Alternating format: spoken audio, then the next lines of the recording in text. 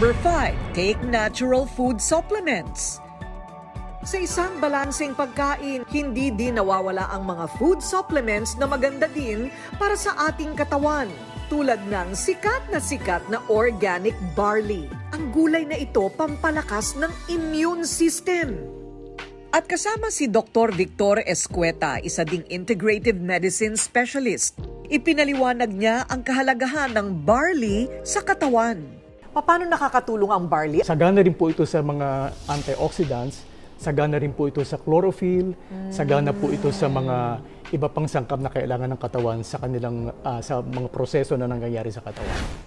Ayon sa masusing pag-aaral ni Dr. Yoshihide Hagiwara ng Japan, ang barley mayroong 16 na mineral, 18 amino acid, 16 na vitamins at enzyme. Mainam din daw sa mga may sakit na cancer ang barley.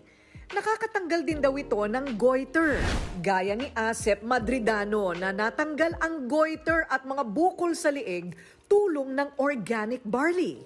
So pinagtiisan mo, Asep, yung goiter mo ng gaano katagal? Way back 2008 po, meron na po akong goiter na for operation po, ma'am. Ang sabi sa akin, bukod sa bukol sa gitna ng leeg ko, meron pa po akong kaliwa o kanan na maliliit po.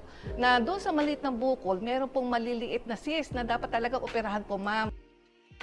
Nang maipakilala ng kanyang mister na si Joel ang organic barley juice, ininom niya ito at isang himala daw na unti-unting nawala ang mga bukol sa kanyang leeg. Nawala probably po yung kanyang bukol dahil nga po nakorek yung hormonal imbalance, lumakas ang kanyang immune system.